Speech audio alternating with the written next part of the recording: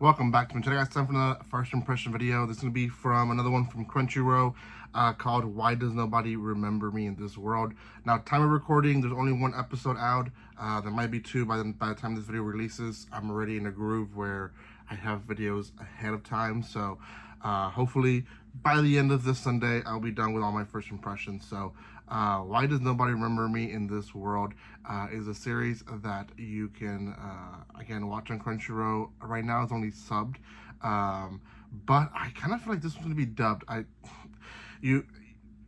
don't look at the the future dates. I guess I should, especially if I'm reviewing it, but it kind of ruins sometimes some of the synopsis with the what's going to happen in the first episode. So I try not to look at it, but this one gives me the feeling from my experience in watching anime that they might actually sub and dub this one. So anyways, guys, before anything, if you haven't done so by now, make sure you subscribe to my channel, give some love by commenting, liking, and sharing.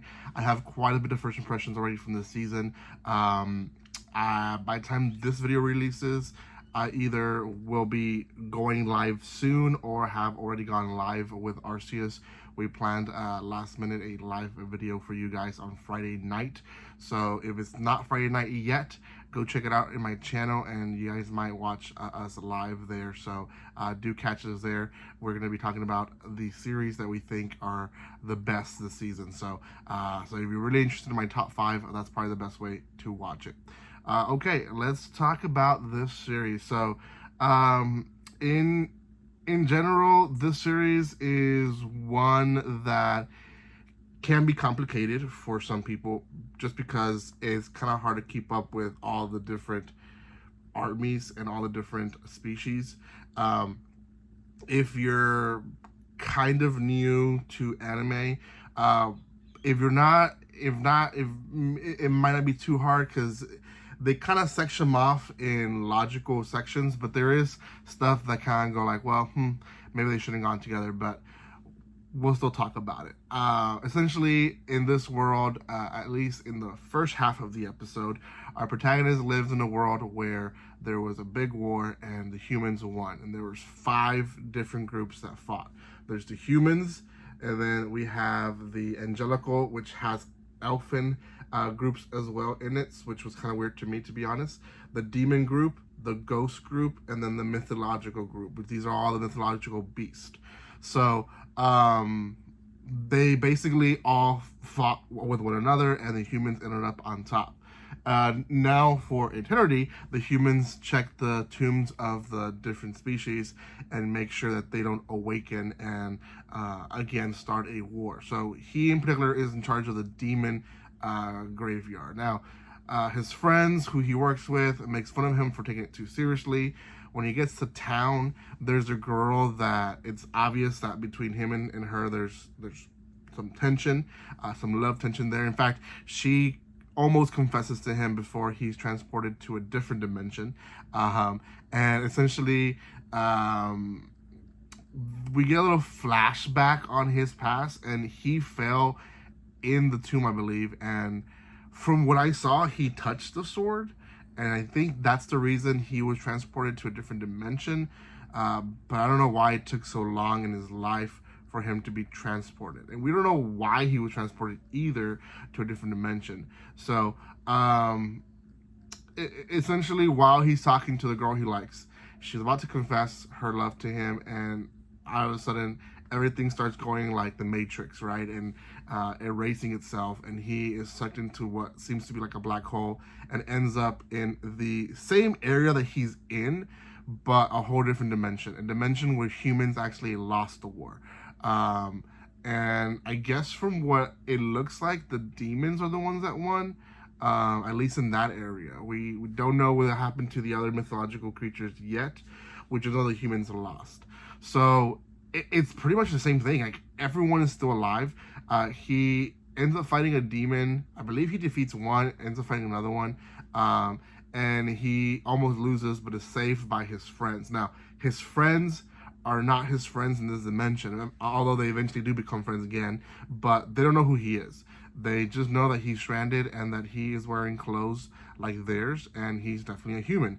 So they take him into the human hideout, which is underground, and there he meets other familiar faces that don't recognize him. Like they don't know who he is.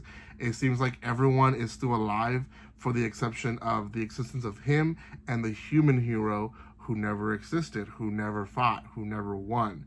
So at some point, the leader of the rebellion, which ends up being the girl that he liked, comes out and ends up being a boy. Now, it's clearly that she's acting to be a boy, more likely because, from what he said, that she had a wish in the other dimension to be as good and as powerful as her father as a woman. And I guess in this dimension that didn't work out, so she's training and fighting and being as powerful as her dad in male form.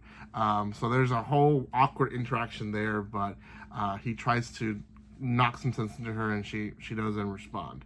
Well, he eventually decides to go into the pyramid, because the pyramids still exist. He's like, well, why do these pyramids, these tombs still exist if the demons never lost? So he goes to the pyramid, he goes into the tomb, he finds the sword of the hero, he holds it, and then he's transported again to a whole different dimension. And this is where the beginning of the episode, it also ends the same way. He finds this girl locked up in chains, and first he's like, wait, it's a girl. And then he notices a black wing. He's like, no, it's a demon. And then Red notices a white wing. He's like, wait, it's an angel?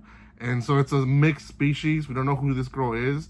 That's how the episode ends. So what do I think about it first?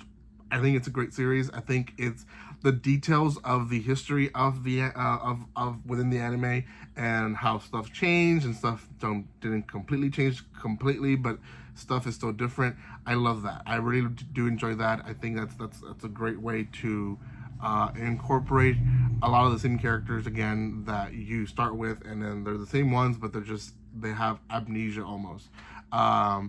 You can tell that he is disrupting the world that he came into, because even the friends, they do stuff and they're like, whoa, I just did that out of, it felt like it was like I was supposed to do it.